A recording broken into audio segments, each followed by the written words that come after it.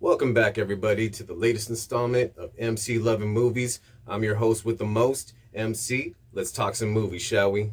So for tonight's episode, I thought it'd be a good idea to talk some anthology horror. This subgenre holds a very special place in my heart because it harkens back to a simpler time when all I really had to worry about was procrastinating on my homework, eating Hot Pockets, and staying up with my brother and sister trying to catch the latest episode of Tales from the Crypt. Of course, there were plenty other great anthology horror shows out at the time, such as Twilight Zone, Tales from the Dark Side, and The Outer Limits, as well as more recently AMC's Creep Show and American Horror Story, at least the first 3 seasons if you ask me. But that's for another episode later down the line. Tonight, we're going to discuss whether I have the same love for anthology horror movies as I do the shows. Short answer, hell yeah, I do. Some of my favorite movies of all time happen to be in this subgenre. So tonight, I put together a list of 10 of the greatest anthology horror movies of all time that you should take the time to watch or own and put it on your shelf. Just a heads up for you Tales from the Crypt fans, I won't be including Demon Knight or Bordello with Blood. This list is strictly for anthology style presentation.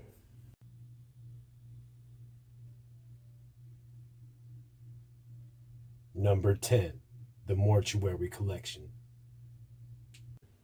So I caught this one on Shudder and I was blown away by this entry. Right away, the first thing I noticed was the cinematography. This anthology is beautifully shot and has a very quality look to it. Released in 2019 and written and directed by Ryan Spindell, starring Clancy Brown as the mortician who runs the funeral home. You might remember him from Buckaroo Banzai, Starship Troopers, or Pet Sematary 2. This film has a good blend of practical effects led by Amalgamated Dynamics Incorporated. You try saying that once fast. I dare you. Also responsible for such bangers as Tremors, Starship Troopers, and Alien 3. The list goes on, and it's quite impressive. All the more reason to give this film a try. Number 10, Mortuary Collection. Take the time to check it out, or collect it on physical media and put it on your shelf.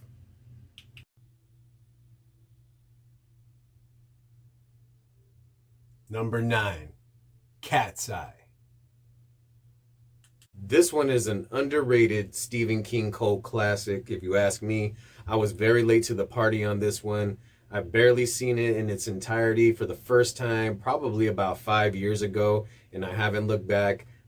This film has a nice balance of comedy and horror with a great cast, featuring a young James Woods trying to do whatever it takes to quit smoking cigarettes, basically signing his life away and going through hell trying to honor this contract. Then you also have Robert Hayes, who you probably recognize from Airplane, If Anywhere.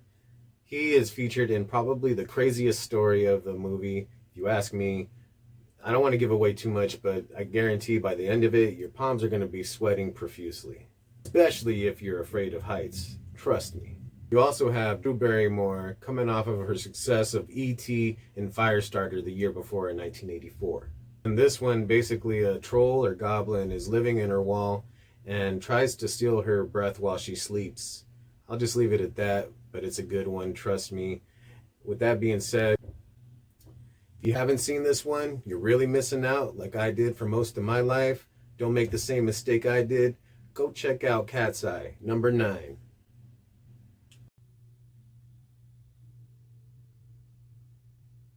Number 8, Tales of Halloween. This is another one that I caught on Shudder and I loved it. Had to go and get it as soon as I finished it. Let me tell you, it is packed full of crazy ass stories, 10 to be exact. It starts off with the banger and Sweet Tooth, and it's followed up with The Night That Billy Raised Hell.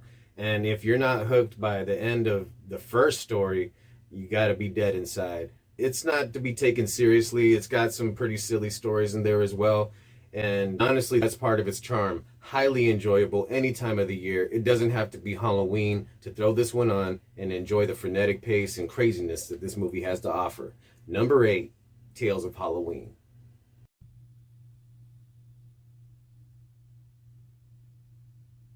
Number 7, Tales from the Hood. I think this is where people might start to get pissed off about the placing of some of these movies. Yeah, Tales from the Hood is a cult classic, and I would usually have it higher on my list, but this is the greatest of all time. And I know I got a couple of new ones on there as well, but that just goes to show I had to make some tough decisions about who makes this list and who doesn't, and it's going to be that kind of a night. Now, I can remember pretty vividly that when this movie premiered on HBO back in the day when they actually showed movies, this movie was on rotation pretty much every other night. And highly entertaining watching Clarence Howard III play the funeral home owner and just go over the top with it and really, really just lean into that role to where you just can't help but enjoy it. Then you also have probably my favorite story on there, starring David Alan Grier as the abusive boyfriend. And I'm just going to tell you that and leave it at that, because you have to witness this one for yourself if you haven't seen it. It is very, very cool and definitely got a Tales from the Crypt vibe, and that's why I love this one. Number 7, Tales from the Hood.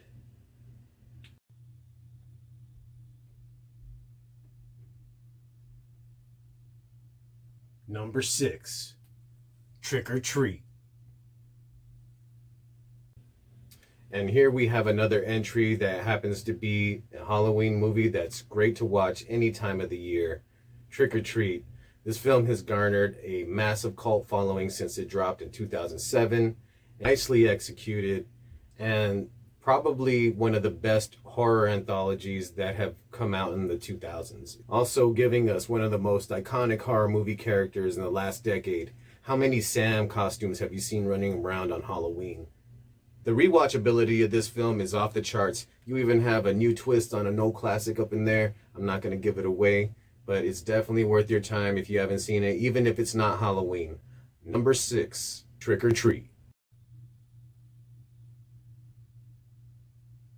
Number 5, Body Bags. Now, this is where things are going to get a little interesting because we've arrived to the top 5 portion of the countdown. Directed by John Carpenter and Tobe Hooper, released in 1993. I clearly remember watching this on Showtime back in the day, and I loved every minute of it. There's even some crazy cameos with Sam Raimi and Wes Craven, to name a few. I love the overall tone of this film. Either you love it or hate it. All I know is that you will not be bored when watching this film. Number 5, Body Bags.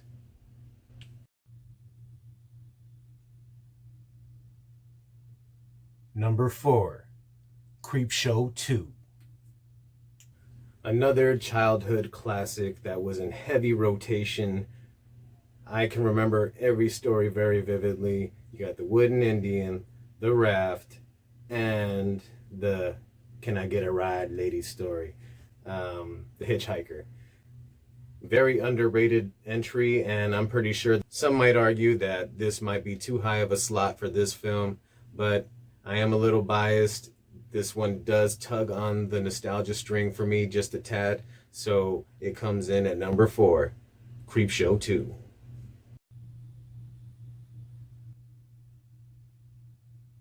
Number 3, Tales from the Dark Side.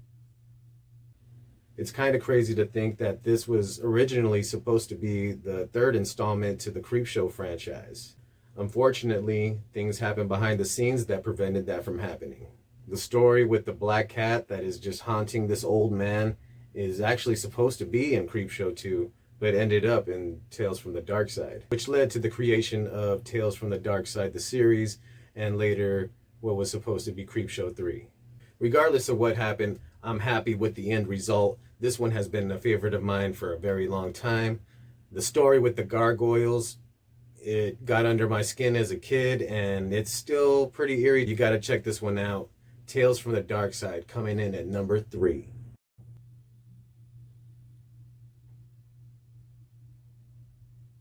Number 2, Twilight Zone, the movie.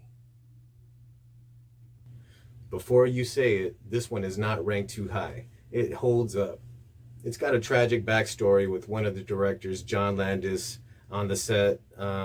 If you want to know about it, you could look it up. It's pretty sad.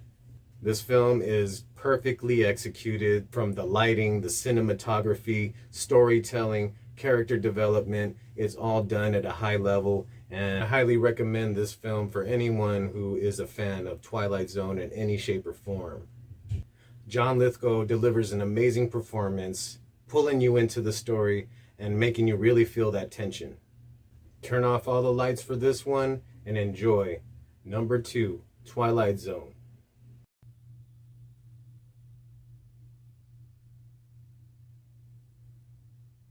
Number 1, Creepshow. I know that the small group of people that are actually watching this countdown aren't surprised that Creepshow hit number 1. And if you are surprised, shame on you. Shame. Like I said at the beginning, the greats will be respected and there will be some surprises along the way. This film checks a lot of boxes for me, like the one before it, Twilight Zone. You got the lighting, cinematography, characters, storytelling, flawlessly executed with precision. It's kind of a no-brainer to have this film at number 1. I love the fact that this is one of the rare times that you get to see Leslie Nielsen play a villain, showing off his acting range, and the interactions between Nielsen and Ted Danson are pretty gripping. My favorite story, The Crate, starring Adrienne Barbeau and Hal Holbrook, had some crazy creepy imagery in this one, and it's still pretty haunting when I watch it. Just the way the lighting and the music just blend together to just create this creepy atmosphere, I can't get enough of it. That's why this movie is my favorite anthology horror movie of all time. Creepshow, number 1. Well, that was the list of the 10 greatest anthology horror movies that I recommend you take the time to check out or try to own if you collect physical media and put it on your shelf.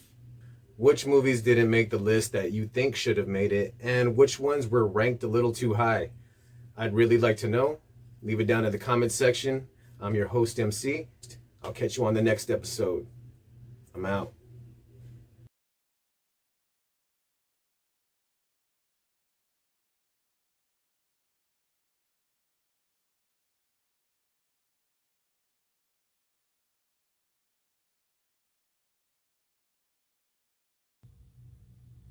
So I used the bathroom. I'm done.